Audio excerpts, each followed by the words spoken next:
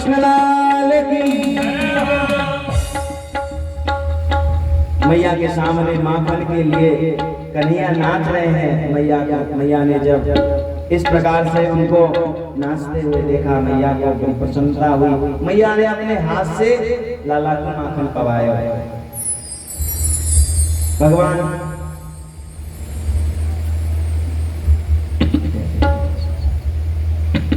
श्री सुखदेव जी महाराज कहते हैं कि एक समय कंस के द्वारा अघासुर नाम का दैत्य आया।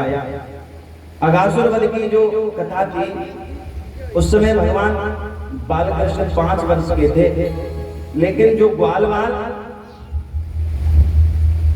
जो अघासुर वध की कथा थी वह 1 साल के बाद अपने घर में जाकर बताई गई। परीक्षित जी महाराज चक्कर में पड़ के बोले 1 साल के बाद क्यों बताई थी, ऐसा क्या हुआ था? तो एक बार कन्हैया मैया से बोले, मैया बोले बाबा सब गैया चरावे जावे। बोले मेरो मन है कि मैं गैया चरावे जाऊं। मैया बोली लाला तू अभी छोटा है, तू कैसे गैया चरावे हो? कन्हैया जिद पकड़ के ना मैया मेरे जितने सिखाए सबरे गैया के बच्चन ले लेके जावे। बोले अब तो मैं भी वही गैया चरावे जाऊंगा। तो मैया ने गैया चरावे को मुहूर्त निकलवाया और मुहूर्त निकलवा कर लाला ने कही, बोली देख लाला तू गैया तो छोड़ियो मत, तू बछड़न लेके साथ में जाइयो अपने मित्रन के, लेकिन ज्यादा दूर मत जाइयो, यहीं घर के आसपास ब्रज में ही रहियो। मैया बोले, कन्हैया बोले तू बिल्कुल चिंता मत करे मैया, मैं ज्यादा दूर ना जाऊंगा।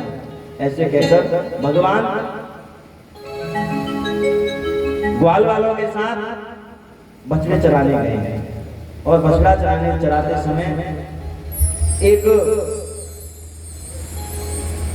जब धूप हुई और थक गए तो सब लोग आकर एक वृक्ष के नीचे बैठ गए। वृक्ष के नीचे बैठकर विचार करने लगे। बोले गैया चल रही है, चलने दो। बोले सब लोग यहाँ थोड़ा आराम कर लो। तो एक बोले भैया यहाँ तो हम रोज ही बैठते हैं, बोले कहीं और स्थान पर चलते हैं जहाँ थोड़ा सा ठंडा शीतलता ज्यादा हो। अब यह ग्वाल वालों के साथ में कन्हैया आगे बढ़े। उधर कंस ने एक अघासुर नाम का दैत्य छोड़ा था, भेजा था। वह अजगर का रूप धारण करके आया और अपना मुख, जो मुख का एक कोरडा था वह जमीन से लगाया और दूसरा इतना चौड़ा मुख बनाया उसने, तो ऐसे लग रहा था जैसे दूसरा जो मुख का भाग है वो बादल आकाश में लगा हुआ। ग्वाल वालों ने देखा, बोले भैया ये कितनी बड़ी गुफा है। बोले आज से पहले तो हमने कभी देखी ना है। तो कन्हैया बोले गुफा बनी रहने दो, हमको क्या करना है, हम तो कहीं पेड़ की शीतल छाया में बैठेंगे। कन्हैया समझ गए थे, बोले मामा जी ने एक और दैत्य भेजा है। लेकिन ग्वाल वालों ने कहा, बोले ना, बोले जब ये गुफा है तो फिर उसके नीचे कहीं को बैठेंगे। कन्हैया के जिद कर वो ग्वाल वाल उस अजगर रूपी अघासुर के मुख की ओर बढ़े और उसके पास जाकर के जब उसके लंबे लंबे दांत देखे, बोले वाह वाह वाह वाह, ये तो किसी ऋषि मुनियों की गुफा लग रही है। लगता है ऋषि मुनि इन खूंटियों से अपने सामान को टांग देते हैं, झूला झूलों को टांग करके फिर अंदर जाते हैं, अंदर बैठकर खूब भगवान का भजन करते हैं। तो अपने अपने जो सामान थे वो अघासुर के जो बड़े बड़े दांत थे उस पर टांग दिए और जैसे ही अंदर प्रवेश किए तो अंदर जब उसकी जीभ को लाल लाल एकदम गद्दे के समान देखा, जैसे ही पैर रखा, बोले वाह भैया ये गुफा कितनी सुंदर किसी ने बनाई है। देखो तो इस पर तो पैर रखने में भी इतना आनंद आ रहा है, ऐसे लग रहा है कि जैसे बहुत मोटा किसी ने गद्दा बिछा दिया। ग्वाल वाल बड़े आनंद हो रहे हैं। अब कन्हैया दूर खड़े हैं, अंदर नहीं प्रवेश किए। ग्वाल वाल बोले कन्हैया आजा, कोई दिक्कत ना है, हम हत्या तेरे साथ, डरने की कोई बात नहीं। बोले आजा। अब भगवान ने सोचे, बोले हमारे भक्त हमारे ग्वालवाल जो हमें अपने प्राणों से भी प्रिय हैं, बोले वो अंदर चले गए, कहीं से दुष्ट ने मुख बंद कर लिया और उनको कुछ हो गया तो बोले बड़ी अनीति हो जाएगी। कन्हैया भी दाऊदी के साथ मुख में प्रवेश कर गए। अब कन्हैया जब प्रवेश किए तो ग्वालवाल कन्हैया का हाथ पकड़कर अंदर ले जाने लगे। अगासुर को जब पता चला, बोले जिसको मारने के लिए आया हूं वो भी अंदर आ गया है। जैसे ही अब कनखड़क पहुंचे, अगासुर ने अपना मुख बंद करना प्रारंभ किया और मुख बंद करके जैसे ही 2-4 बार शरीर को हिलाया तो जितने ग्वाल थे सब ग्वाल बेहोश हो गए। भगवान ने अपने शरीर का आकार बढ़ाया और इतना आकार बढ़ाया कि उसका अगासुर था, उसका शरीर बढ़कर छिन्न भिन्न हो गया। बोले कृष्ण कन्हैया लाल की जय हो। अब जो ग्वाल वाल मूर्छित थे उनको भगवान ने बाहर निकाला और सबके ऊपर जल का छींटा मारा और माया से सबका जो अंदर अजगर के मुख में जो अंदर दृश्य देखा था वह सब मोहित कर दिया। ग्वाल वालों ने देखा कि आगे कुछ नहीं है, वो जो अजगर था वो भस्मीभूत होकर भगवान के चरणों में ही समा गया। अब ग्वाल वालों को लेकर भगवान एक वृक्ष के नीचे पहुंचे। वृक्ष के पास बैठकर सब लोग एक दूसरे को देखकर बोले भैया आज कौन क्या क्या लेके आया है, बड़ी भूख लग रही है। बोले अब तो भोजन किया जाए।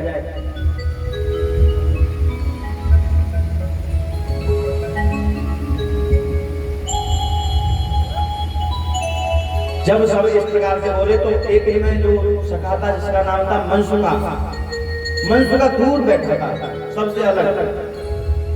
कन्हैया बोले मनसुखा, बोले लाला तू क्यों दूर बैठो भैया, क्या है वो? मनसुखा आंखों से नेत्रहीन है और घर से भी उतना संपन्न नहीं है, बड़ा निर्बल है, लेकिन भगवान का प्रिय सखा है मनसुखा। जैसे श्री रामा है ना, वैसे ही मनसुखा है। बहुत प्यार करते हैं मनसुखा से, बहुत प्रेम करते हैं, क्योंकि नेत्र ना होने के कारण उस पर और ज्यादा करना है। ऐसे मानो कि वो भगवान के नेत्रों से ही देखता है।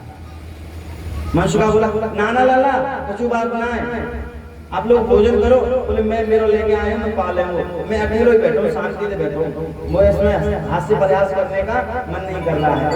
लेकिन मनसुखा मन में सोच रहा है, बोले 3 दिन बासी कड़ी है मेरे टिफिन में, 3 दिन बासी कड़ी। बोले भैया लेके चलो, वही मैया ने टिफिन में दे दिए। बोले जब जब खाना खावे हो ताकि घर में 9 लाख गैया हैं। बोले खावे बोले का के जोरो बताओ कि आपके पास खाए भी नहीं कुछ ना आ। ऐसा विचार कर लो मनसुखा, या वजह से ग्वाल वालन से दूर हटके बैठ गया। सभी ग्वाल वालों ने उसको पकड़ा और कहा, बोले लाला कन्हैया मनसुखा इधर बुला लो, ऐसे नहीं आएगा, बोले तुम जाओगे ना तब वो आएगा। कन्हैया हाथ पकड़कर मनसुखा को लाकर सबके बीच में बिठा दिया। बोले बड़ो ज्यादा ना बोल लो जिसे तू सब तेरे बैठ के खावेगा। बोले शांति से बैठ गए यहाँ। सभी ग्वाल वालों ने अपने अपने टिफिन खोले और जो जो सामान लाए थे बोले सब में से थोड़ा थोड़ा लिया भगवान ने और थोड़ा थोड़ा सरका खा रहे हैं। अब मनसुखा अपने हाथ से कड़ी खा रहा है। भगवान ने देखा, बोले मनसुखा अकेले अकेले खा रहे हो? बोले ऐसा भी होता है क्या? भगवान ने उसका हाथ पकड़ा और उसके हाथ से अपने मुख में वो कड़ी ले ली। अब यहाँ देवता सब ऊपर से देख रहे थे। देवता बोले भाई क्या लीला हो रही है। भगवान एक हाथ से भोजन कर रहे हैं, एक हाथ उंगलियों में सभी प्रकार का अचार लगा हुआ है सबसे लेकर, और आज अपने करों के द्वारा इस तालिका वगैरह का प्रयोग नहीं कर रहे, कर से ही खा रहे हैं। ब्रज में एक बड़े दिव्य संत हुए जिनका नाम है श्री धर्म सम्राट स्वामी श्री करपात्री जी महाराज। उनका नियम था और वो नियम कोई 2-4 वर्ष का नहीं था। बाल्य अवस्था को पार करने के बाद में उनके अंदर ऐसी भगवत भक्ति प्राप्त हुई कि वो कर अपने मतलब कर पात्री उनका नाम ही पड़ा था कि कर में ही भोजन करते थे, जो भी होता था हाथों में ही लेकर भोजन करते। जब इस प्रकार से देवताओं ने देखा तो देवताओं को प्रसन्न हुए, क्योंकि उनको पता है कि भगवान नारायण का अवतार है ऐसा मानकर वो लोग तो चले गए देख करके, लेकिन ब्रह्मा जी चक्कर में पड़े गए। बोले ये कैसा भगवान है? बोले सभी जिसको झूठे साचे का ज्ञान नहीं है, बोले ये भगवान तो नहीं हो सकता। तो ब्रह्मा जी ने क्या किया? बोले यावत् वत्स काल्पक बपुर यावत् करांग्र्याधिकम यावत् यष्टि विशाल वेणुदलसे यावत् विभूषांबरम। ब्रह्मा जी आए, जब ग्वाल वाल अपने भोजन भंडार में लगे हुए थे तो इन्होंने क्या किया? कि गाय को रमाने की आवाज सुनाई दी जो ब्रह्मा जी की माया के द्वारा ही हो रहा था। जब इस प्रकार से देखा तो ग्वाल वाल सब गायों की तरफ भागे और जब मौका मिला कन्हैया अकेले रह गए। गाय और ग्वालों को ब्रह्मा जी चुरा लिए। भगवान थोड़े खड़े हुए देखा बोले ग्वाल वाल कहाँ गए। जब मन में चिंतन किया और सोचा कि भगवान कहाँ है, ग्वाल वाल कहाँ है, गैया कहाँ है, कोई नहीं दिखा। समझ गए गैया सब ब्रह्मा जी का कर्तव्य है। जब इस प्रकार से मन में विचार किया तो भगवान ने क्या किया, यावत बस्सप यानी खुद ही पवस्स काल्पक बपुर, उनके वस्त्र भी खुद बने, उनके लाठी डंडा भी खुद बने, उनकी चरण पादुका भी खुद बने। जितने ग्वाल थे उतने ग्वाल, जितने डंडे थे उतने डंडे, जितनी गैया थी बछड़ा थे बोले सब भगवान ने अपना स्वरूप धारण कर लिया। और जिस प्रकार से यथावत रूप से ब्रजवासी भगवान के साथ बछड़ा चराने आए थे बोले वैसे के वैसे ही ले जाकर नंदगांव में चले।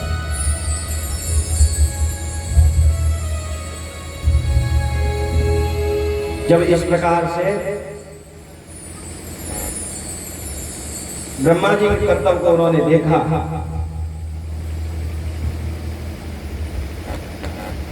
तो 1 साल व्यतीत हो गई। तो कुछ समय पूर्व पहले बलराम जी को पता पड़ा। बलराम जी ने उनसे कहा कि नैते सुरेशा ऋषयो न चेते तमेव भासी सविदाश्रये भी। बोले आजकल ग्वाल वालों का जो भाव है ना वो बिल्कुल तुमसे मिलता है। बोले ऐसा क्यों। तो कन्हैया बोले, कन्हैया ने जो ब्रह्मा जी ने उनके साथ किया था, जो उन्होंने बछड़ों का बालकों का प्रण किया था वो सब बताया। 1 साल के बाद ब्रह्मा जी के मन में विचार आया, बोले जाकर के देखा तो जाए। बोले ग्वाल वालों के बिना वो ब्रजवासी और वो झूठा बना हुआ जो भगवान है वो कैसे रह रहा है। जब इस प्रकार से ब्रह्मा जी नीचे ब्रज में आए और ब्रज में देखा कि जितने बछड़े जितने ग्वाल ब्रह्मा जी ने चुराए थे वो यथावत सबके घर में वैसे के वैसे ही बंधे हुए हैं। अब ब्रह्मा जी चक्कर में पड़ गए। झट नीचे देखते हैं और तुरंत ऊपर जब देखते हैं तो ब्रह्मलोक में भी वही है, नीचे भी वही है।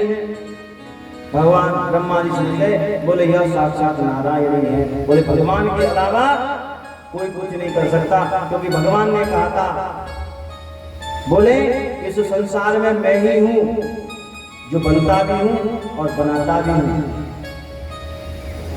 बोले भगवान के अलावा ऐसा कार्य दुष्कर कोई नहीं कर सकता। ऐसा मन विचार कर तुरंत हाथ जोड़कर भगवान की स्तुति करने लगे। ब्रह्मा जी स्तुति कैसे करते हैं कि नौमी दते प्रभुसे तड़दिम्बराय गुंजावतम सपर पे छल सन्मुखाय वन्यस्रजय कवल वेत्र विशाल वेणु लक्ष्मश्रये लृजुपदे पदपाजा। ब्रह्मा जी बोले नील बादलों के समान शोभा करने वाले परमात्मा, पीतांबर धारण करने वाले भगवान, जिनका मुकुट सदैव मोर पंख से शोभित रहता है, जिनके मुख पर सदैव लालिमा रहती है, जिनकी कृपा से बड़े बड़े ऋषि मुनि संसार सागर से पार कर जाते हैं। और ऐसे परमात्मा के चरणों में बारंबार प्रणाम करता हूँ। अस्यापि देवं वपुषो मद निग्रहाय, यह जो आपका विग्रह है ना यह अच्छों को मोह में डाल देता है। आपने जो स्वरूप लिया है, जो इन ब्रजवासियों के साथ मिलकर जो आप लीला कर रहे हैं ना, बोले मेरी तो बात ही क्या है, मैं तो आपका बालक हूँ, आपसे ही मेरा जन्म हुआ है। बोले जब मेरी समझ में नहीं आता है तो प्रायः इस जीव की, इस संत महापुरुषों की समझ में कहां से आएगा। तत्तेनुकंपान सुसमीक्षणामो भुंजान एवात्म कृतम विपाकम। हे प्रभु, जीते जी जो मुक्त होना चाहे उसे 3 बातों का ध्यान रखना चाहिए। ब्रह्मा जी बता रहे हैं गलती करती है, आप भगवान के यश को गान कर रहे हैं, भगवान से क्षमा मांगने का प्रयास कर रहे हैं। बोले आपकी जो कृपा है ना उसकी समीक्षा करें। अब बोले समीक्षा कैसे करें? समीक्षा कैसे करें? बोले आपकी जो कृपा है ना उसको महसूस करें कि भगवान की मुझ पर कितनी बड़ी कृपा है, भगवान की कृपा से मुझे क्या क्या प्राप्त है। बोले उस कृपा को समझे और समझ करके बोले भगवान के चरणों का ध्यान करें और उनको बार बार धन्यवाद दें। बोले दूसरा, बोले जो कर्म किया है उसका फल भोगना पड़ेगा। बोले इस बात को वो समझ जाए।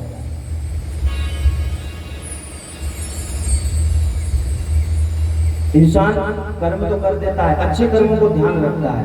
बोले अच्छे कर्म किए हैं, आज मैं पूजा पाठ किया या आज एकादशी व्रत रहा हूँ, तो एकादशी व्रत करने से भगवान नारायण मुझ पर बड़े प्रसन्न होंगे। लेकिन दशमी को मैंने क्या किया वो याद नहीं है, मैंने कुछ गलत कर्म किया वो याद नहीं है, लेकिन अच्छे कर्मों का याद रखता है और उसके फल को भी याद रखता है। लेकिन वही जब बुरे कर्म करता है उसके फल को स्मरण नहीं रखता है।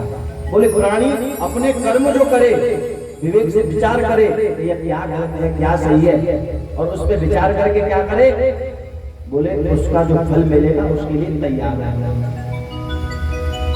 तीसरा बोला मन वाणी और शरीर से सदा भगवान को नमस्कार करते रहे। बोले मानव जीवन का सबसे बड़ा धर्म यही है,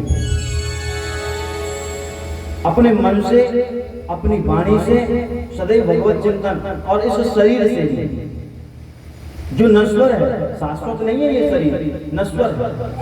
बोले इसके द्वारा भी मेरी सेवा में इसको लगाया, बोले उसका कल्याण हो जाता है। बोले ब्रह्मा जी बोल रहे हैं जो इन तीन प्रकार की बातों का स्मरण करके अपने जीवन को जीता है, बोले उसको भगवत प्राप्ति अवश्य होती है।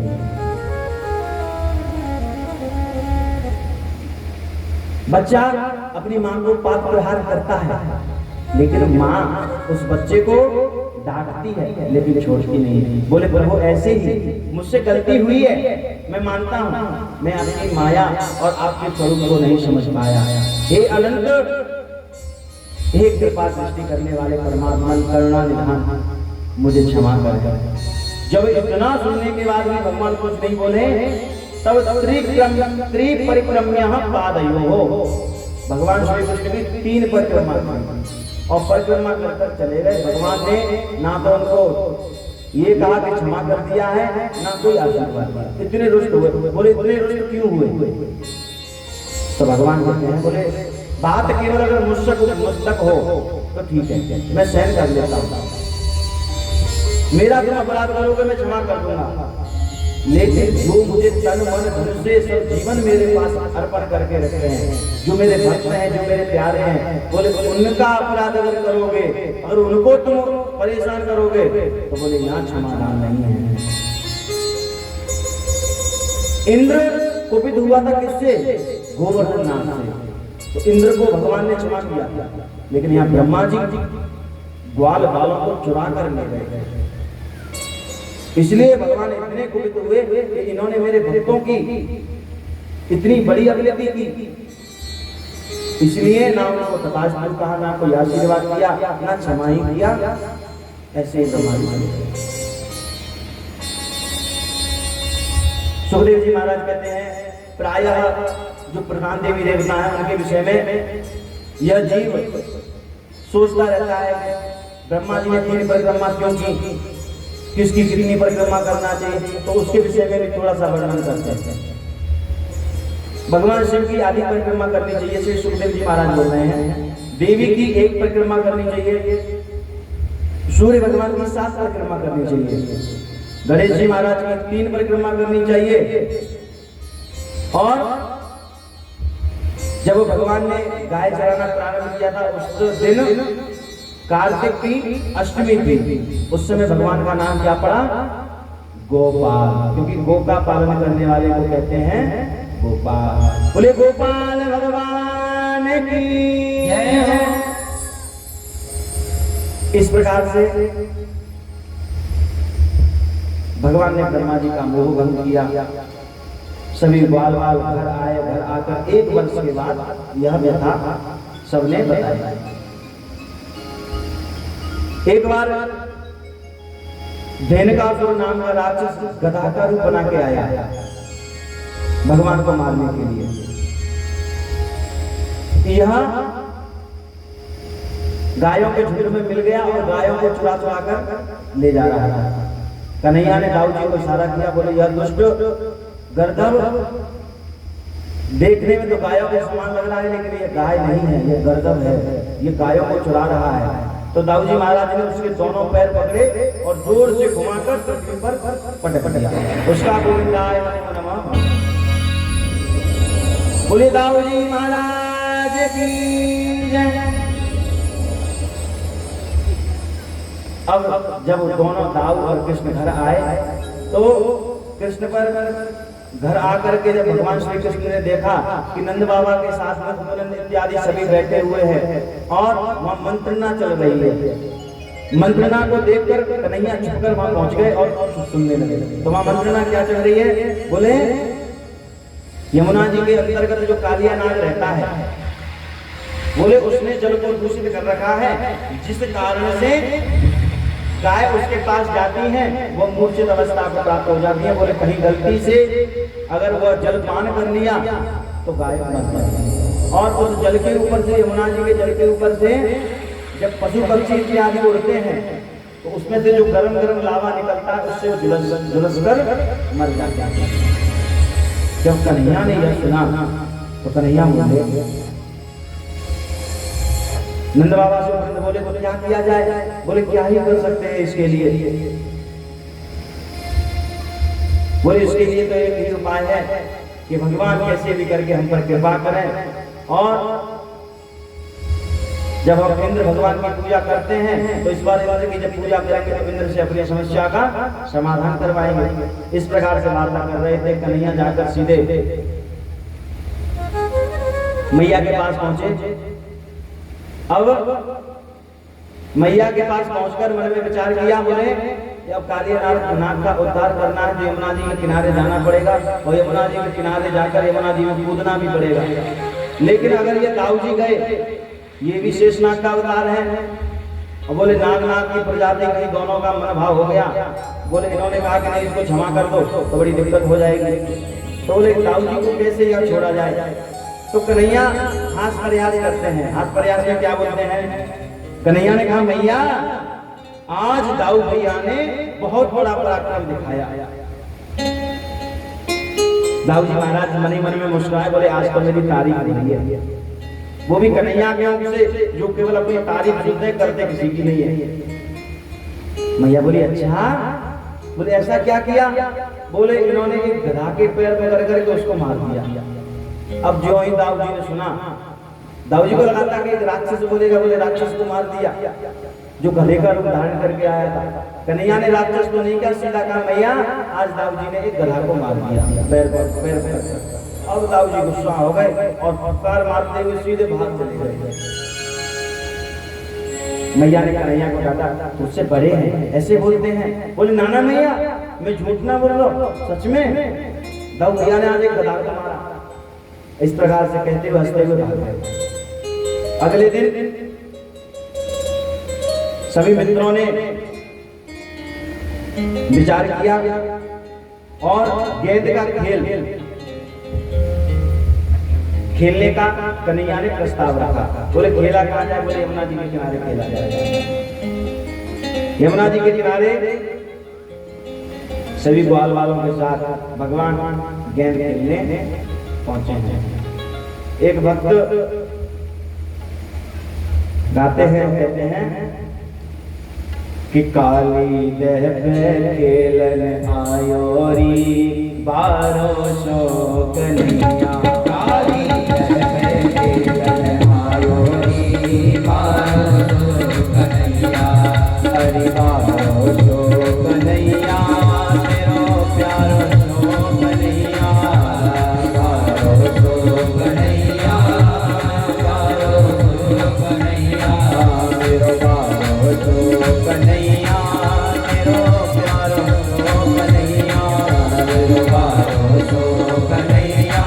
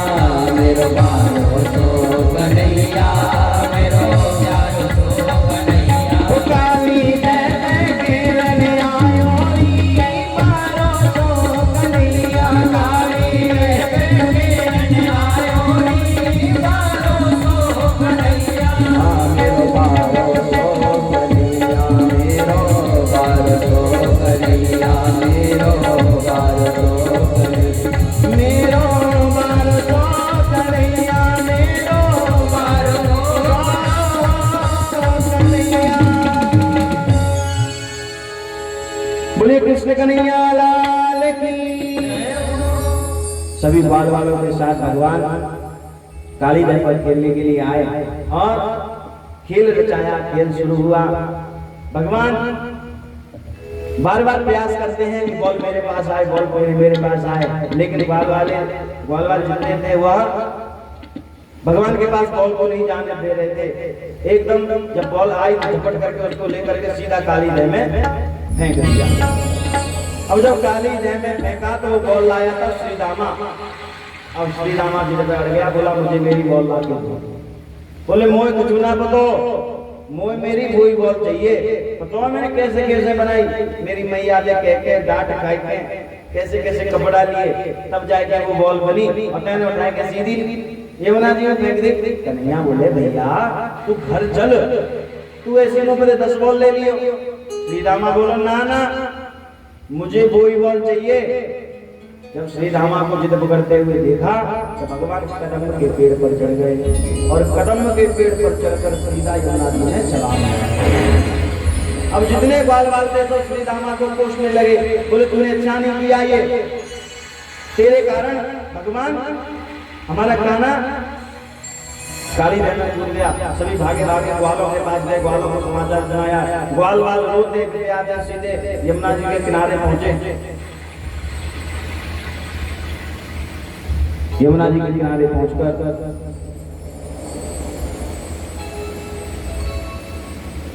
सब कन्हैया कन्हैया कन्हैया चिल्ला रहे हैं। कान्हा जी जब नाग जहाँ यमुना जी में वास करता था वहां पहुंचे तो नाग शयन कर रहा है। शयन करते हुए देखा तो इन्होंने आवाज लगाई, बोले हे नाग, नागराज उठो, मैं तुमको यहाँ से निकालने आया हूँ। तुम्हारे कारण हम ब्रजवासियों को, हमारी गायों को और उड़ते हुए पशु पक्षियों को बहुत समस्या हो रही है।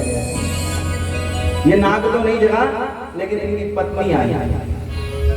अब नाग पत्नियों ने जब भगवान श्री कृष्ण को देखा, एक छोटे से बालक को जो जिसका मुख कमंडल ऐसा है कि जिसको देखे तो एक बार देखते ही रह जाए, उन्होंने कहा बोले बालक तुमको मरने से भय नहीं है क्या? क्यों अपनी माता को पुत्र दुख देना चाहते हो? बोले अभी यहाँ से चले जाओ, अगर मेरे स्वामी जग गए ना तो बहुत समस्या हो जाएगी। हम नहीं चाहते कि तुम्हारे जैसे कोमल बालक उनका भोजन बने। जब इस प्रकार से कहा तो भगवान बोले देवी आप चिंता मत करो, हम इनका भोजन बनेंगे या क्या होगा वो बात की बात है। बोले पहले इनको जगाओ, इनको भात में करना पड़ेगा। बोले जिनकी तुम मुझे भय दिखा रही हो ना, इनको ये हमारे शिष्य के भय से भागते करते हैं। बोले आपके शिष्य कौन है? बोले श्री गरुड़ जी। जब गरुड़ जी का नाम सुना तो नाग पत्नी भगवान से प्रार्थना करने लगी। नाग पत्नियां समझ गई कि यह साक्षात नारायण है, क्योंकि नारायण का वाहनी कौन है? गरुड़। तो नाग पत्नियां भगवान से प्रार्थना करती हैं, कहती हैं कि नमस्तुभ्यं भगवते पुरुषाय महात्मने भूतावसाय भूताय पराय नागपत्नियां बोली, हे प्रभु आप सत्य विधि ऐश्वर्य से युक्त हैं, आकाश आदि 5 महाभूतों के अधिनायक हैं, सर्वशक्तिमान है, सर्वशक्तिमान है एवं प्रकृति से परे परमात्मा है। बोले आपके चरणों में हमारा बारंबार प्रणाम है। ऐसा कहकर जब उनकी प्रार्थना करने लगी तो भगवान ने उस जो नाग की पूंछ थी उस पर जोर से प्रहार कर दिया पैर पर। जो ही जोर से प्रहार किया तो नाग फुटकार मारते हुए जगा और खड़ा होकर भगवान को सीधा वार किया और भगवान को अपनी पूंछ में लपेट दिया। अब पूंछ में लपेट कर चारों तरफ घुमाने लगा।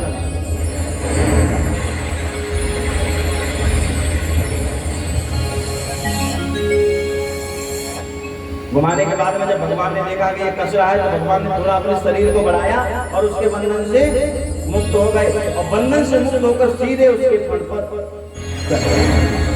और फन पर चढ़ने के बाद में भगवान ने तांडव करना प्रारंभ किया। जो ही उसके 100 फनों पर भगवान नच रहे हैं, अब उसका जो फन है वो धीरे धीरे विदीर्ण हो रहा है, उसकी जो शक्ति छीन हो रही है। भगवान कैसे तांडव कर रहे हैं कि तांडव गति मुंडन पर निरत बल मारी, तांडव गति मुंडन पर निरत बल मारी, तांडव गति मुंडन पर निरत बल मारी, तांडव गति मुंडन पर निरत बल मारी। पम पम पम पग पट कट पम पम पम पनन पर पम पम पम पग पट कट पम पम पम पनन पर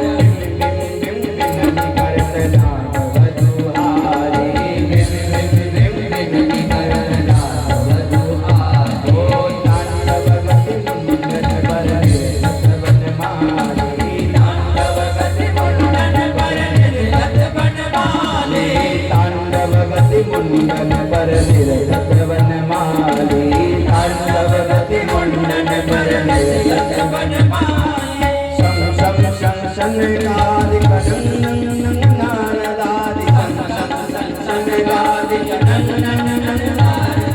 गं गं गं गं धर्व सन्ति हैं तारी, गं गं गं गं धर्व सन्ति तारी। तांडव गति मुंडन पर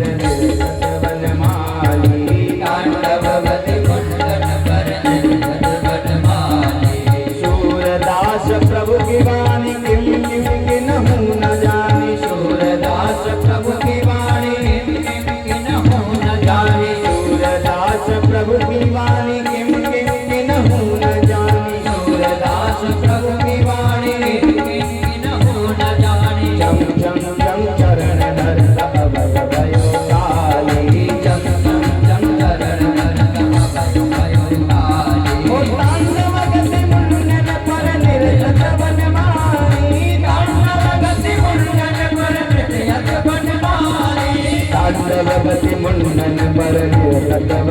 वनमाली, तांडव गति मुंडन पर निरत वनमाली, तांडव गति मुंडन पर निरत वनमाली, तांडव गति मुंडन पर निरत वनमाली, तांडव गति मुंडन पर निरत वनमाली, तांडव गति मुंडन पर निरत वनमाली, निरत वनमाली, निरत वनमाली।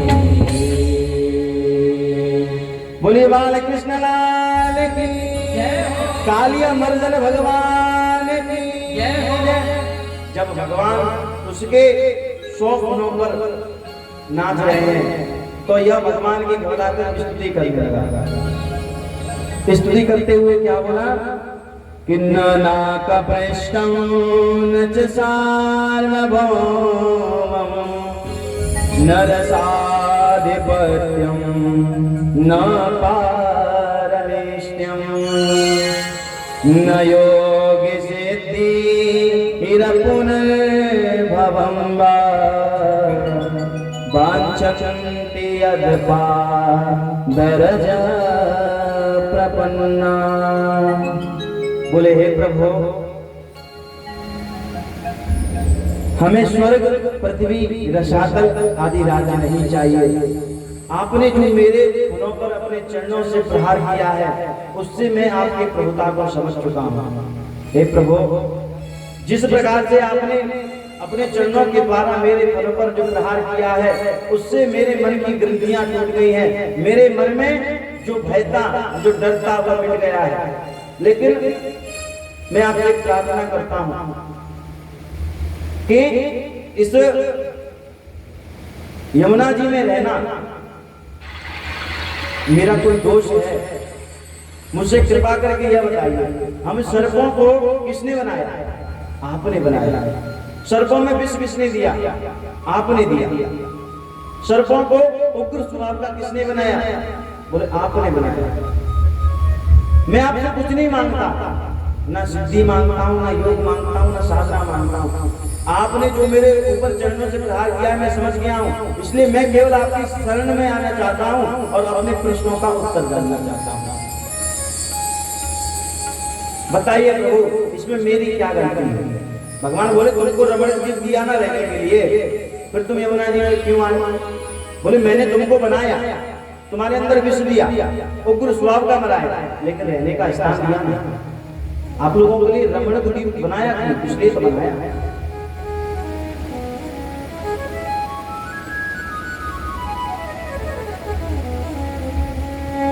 जब इस प्रकार से भगवान ने कहा तो यह कालिया नाग बोला, बोले प्रभु आपके जो भक्त हैं गरुड़ जी, जिनकी आप सवारी करते हैं, बोले वो वहां रहने नहीं देते हैं। बोले अब कोई दिक्कत नहीं है, गरुड़ जी जब देखेंगे मेरे चरणों का प्रहार तुम्हारे शीश पर है तो वो तुमसे कुछ नहीं कहेंगे। एक भक्त ने प्रश्न किया, बोले यह कालिया नाग रमण द्वीप से इस काली यमुना जी में कैसे आया है? तो एक बार इस कालिया नाग में और गरुड़ जी महाराज में होड़ मची थी कि किसके शरीर में ज्यादा बल है, जो कौन ऐसा है जो इस भूमंडल के जल्दी चक्कर काट के आ गया। तो सांप इस सर्प की उपेक्षा, कालिया नाग की उपेक्षा गरुड़ जी महाराज जल्दी लौट के आ गए। तो यह शर्त हार गया था। शर्त रखी गई थी कि जो शर्त हारेगा चाहे वो पक्षी हो या सर्प। बोले अगर मैं हारा तो हर अमावस्या के दिन एक पक्षी एक पेड़ के नीचे रख दिया जाएगा जो सर्पों का भोजन होगा। बोले अगर तुम हारे तो तुम्हारा एक सर्प नित्य वहां एक अमावस्या के दिन रखा जाएगा।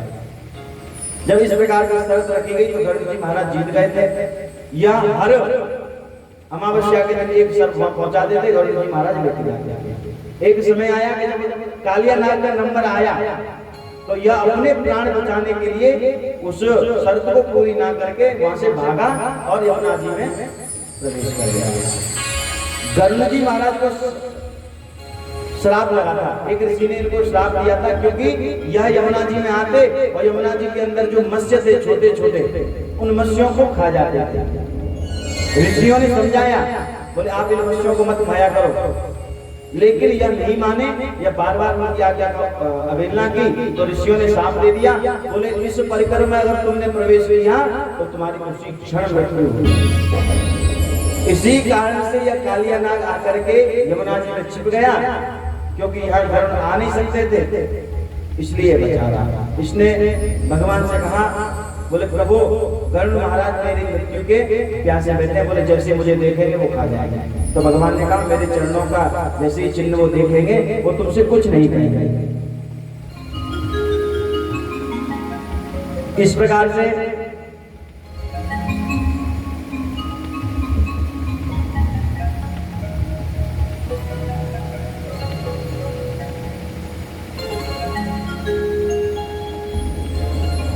कालिया नाग को समझाया और कालिया नाग को समझाने के बाद नाग पत्नियों के साथ वह कालिया नाग भगवान को फन के ऊपर बिठा करके ऊपर लेके आया। भगवान अपनी बंसी बजाते हुए जा रहे हैं।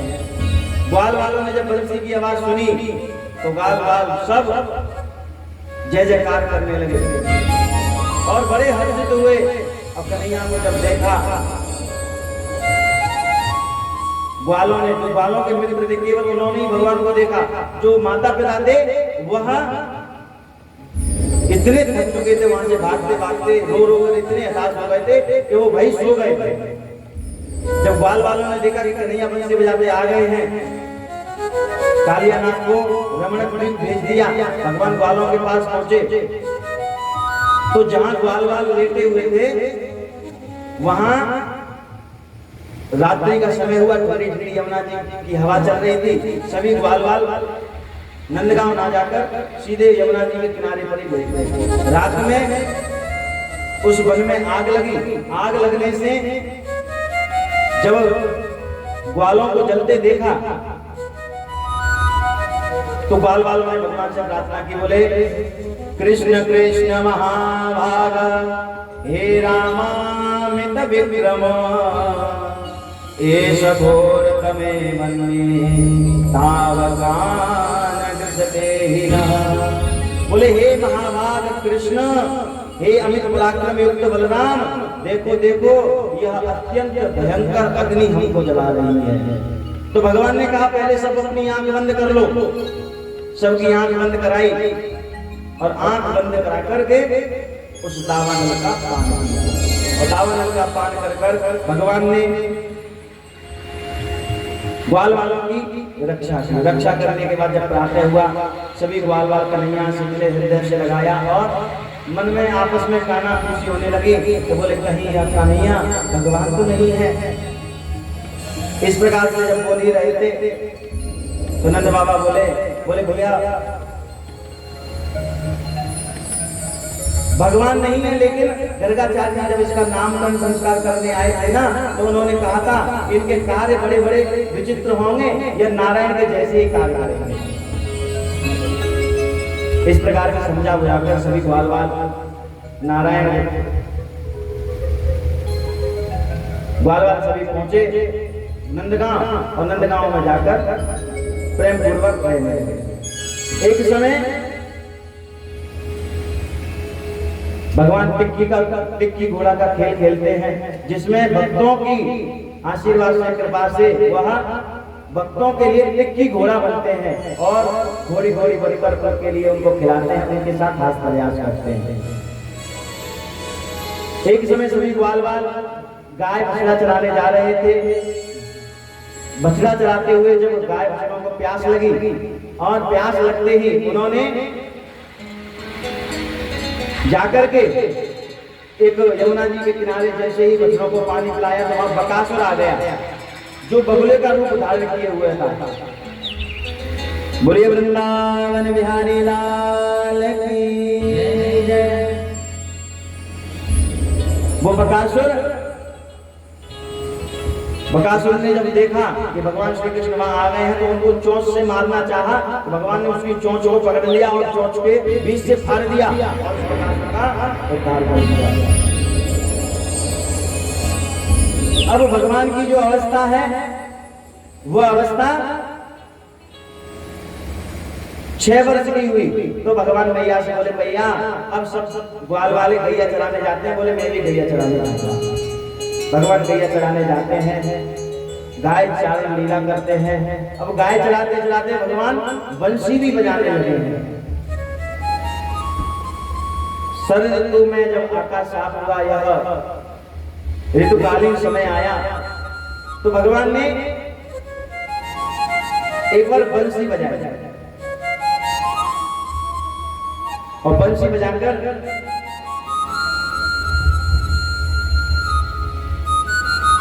उस गाय माता को निहारने लगे।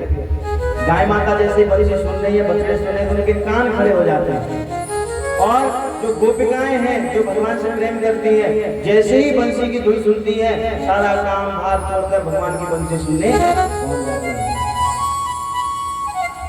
और भगवान के स्वरूप को देखकर गोपिकाएं क्या बोलती हैं कि बरहा पीड़म नटवर वपुः कर्णयो कर्णिकारं विप्रदवाश कनक कपिशं वैजयन्तीं च मालां रन्ध्रान् वेणोरधरसुदया पूरयन् गोपवृन्दै वृन्दारण्यं स्वपदरमणं प्राविशद्गीतकीर्तिः। इस प्रकार से इस प्रकार से भगवान के स्वरूप का वर्णन कर रही है, कह रही है अरे सखी गोविंद का स्वरूप तो देखो कैसे, यह जो स्वरूप है मन में उद्वेग डालने वाला है। अलकों पर मोर का पंख लगाए हुए हैं, नटका सा वेश है, कानों पर कनेर के फूल लगे हुए हैं, स्वर्ण सा पीला पटका गले में डाले हुए हैं, बैजंती की माला लटक रही है, मुख वायु बंसी मुख से लगे हुए और छिद्रों में जो हवा जा रही है उनसे मधुर ध्वनि निकल रही है। ऐसी गोपिकाएं भगवान के स्वरूप का वर्णन करती हैं। गोपिकाएं कहती हैं कि कान दूसर नाम सुनो नहीं, एक ही रंग रंगो यह डोरो, अरे होके दूसर नाम कड़े रसनाम के लागे हलाल बोरो। कि ठाकुर चेतन की वृत्ति यही, हम कैसे उनते कि तजे नहीं बोलो, अरे बाबरी वे अखियां जर जाए जो सावर छाड़ निहारते दूजो, जो सावर छाड़े निहारते दूजो। बोले जिसे भगवान का इतना सुंदर स्वरूप है, जिसको देखने के बाद किसी और को देखने की चाहत भी नहीं होती, लेकिन यह संसारी उन भगवान को देखने के अलावा सबको देखता है। तो गोपियां कहती हैं, बोली वो आंखें जल जाएं जो भगवान के अलावा किसी और का दर्शन करना चाहते हैं। सभी गोपियां भगवान का दर्शन कर करके वापस चली गई। एक समय गोपियां माता कात्यायनी की पूजा करने के लिए अगहन का महीना आया, उसमें कात्यायनी की पूजा करती हैं। अब पूजा तो करती हैं, लेकिन यहाँ यमुना जी में जब स्नान करने जाती हैं तो वस्त्रों को बाहर ही रख देती हैं। भगवान ने इनको शिक्षा देने के लिए चीर हरण नहीं लाती, इनके वस्त्रों को चुरा लिया। वस्त्रों को चुराकर वृक्ष पर चढ़ गए। जब देवियों ने देखा कि वस्त्र नहीं है तो वृक्ष पर बैठे हुए कन्हैया को देखा, बोले कन्हैया हमारे वस्त्र कहाँ है, हमको पता है तुमने ही चुराए हैं, हम आपके हाथ जोड़ते हैं, कृपा करके हमारे वस्त्रों को वापस कर दो। भगवान बोले मैं नहीं करूंगा। बोले नहीं करोगे तो जाकर के मैया से शिकायत कर देंगे। जब मैया की कहा तो भगवान बोले अब तो बिल्कुल नहीं करूंगा, जाओ कर दो मैया से शिकायत। अब गोपिकाएं भगवान से स्तुति करती हैं, बोले श्याम सुंदर ते दास्या करवाम तवोदितम, देहि वाशांसि धर्मज्ञा नोचेद राज्ञे प्रभुतामहे। बोले हे श्याम सुंदर हम आपकी दासी हैं, कृपा करके आप हमारे वस्त्रों को दे दो। जब भगवान ने ऐसे करुण भाव उनके देखे तो उनसे कहा देवी मैं एक ही शर्त पर आपके वस्त्र दूंगा कि आज के बाद आप मुझे वचन दो कि इस प्रकार से स्नान आप जल के अंदर नहीं करेंगे। बोले क्यों? बोले वरुण देवता रुष्ट होते हैं, उनका अपमान होता है। इस प्रकार की शिक्षा गोपियों को भगवान श्री कृष्ण ने दी।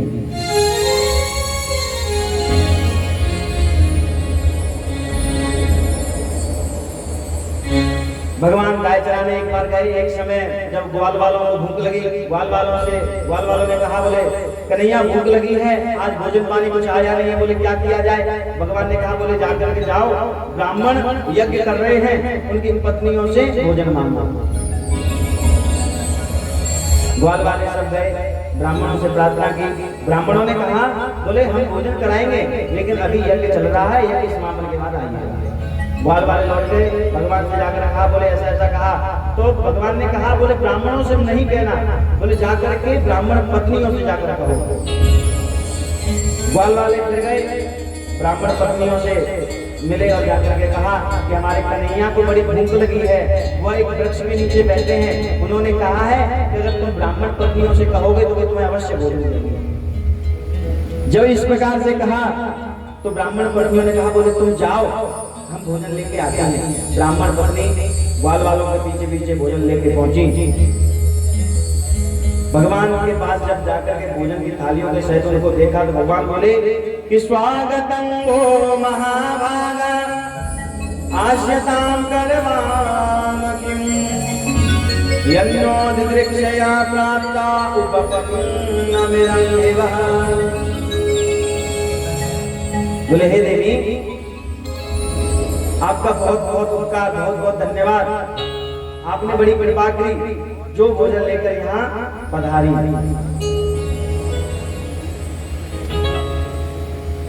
भगवान ने उनका धन्यवाद किया। गोपियां कहने लगी, बोले प्रभु अब हम हमारी मर्जी स्वीकार नहीं करेंगे, क्योंकि हम इनकी आज्ञा ना पालन करके आपके लिए सोचकर बिना उनसे पूछे यहाँ चले आए हैं। अब हम जब वापस जाएंगे तो हमको स्वीकारेंगे नहीं। भगवान बोले देवी चिंता मत करो, मेरी कृपा से वो आपकी सराहना करेंगे, आपके इस कार्य की सराहना करेंगे।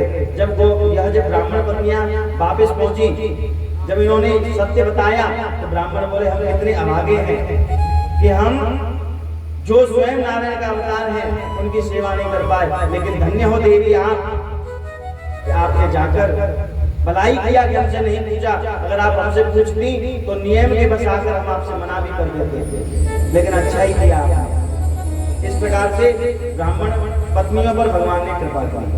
नंद बाबा एक बार सोच रहे हैं, मन में विचार कर रहे हैं कि गोकुल में अब बहुत भारी असुरों का आक्रमण हो रहा है। जब देखो तब कोई न कोई असुर आ ही जाता है। लगता है कहीं सभी नजर हमारे इस नंदगांव पर पड़ गई है।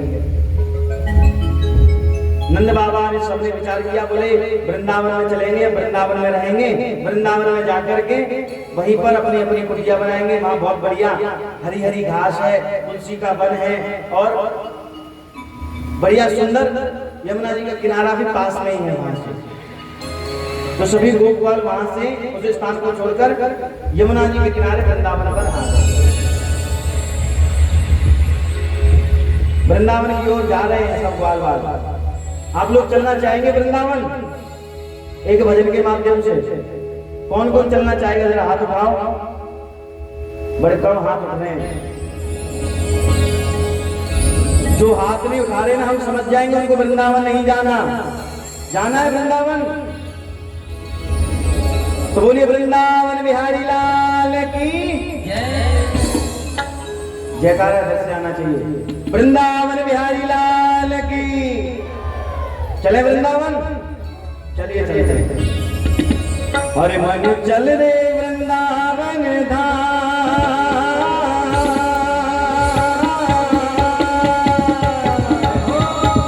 मन चल रे वृंदावन धाम, रते राधे राधे राधे राधे राधे राधे राधे राधे राधे राधे नाम मिलेंगे कुंज बिहारी, ओढ़ के कांवल कारी मिलेंगे कुंज बिहारी, ओढ़ के कांवल कारी। मन चल रे वृंदावन धाम, मन चल रे वृंदावन धाम, रते श्री राधे राधे राधे राधे राधे राधे राधे राधे राधे राधे राधे नाम मिलेंगे कुंज बिहारी, ओढ़ के कांवल कारी। हाँ मिलेंगे कुंज बिहारी, ओढ़ के कांवल कारी।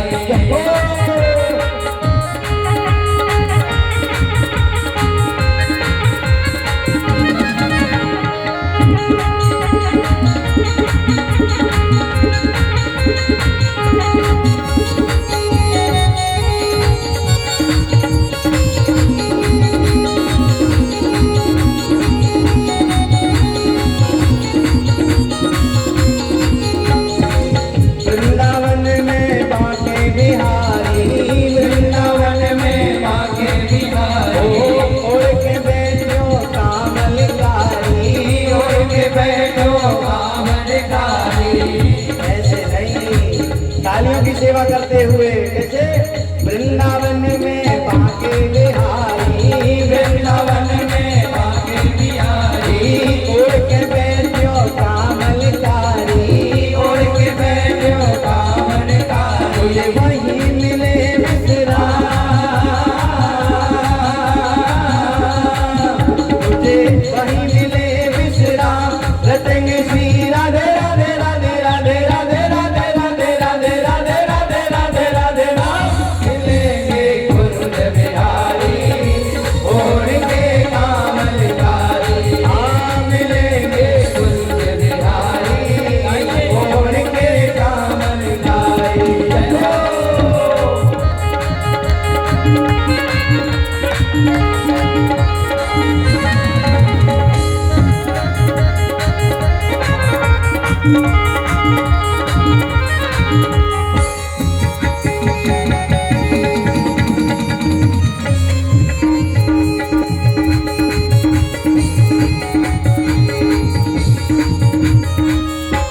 बोले और वृंदावन में क्या है?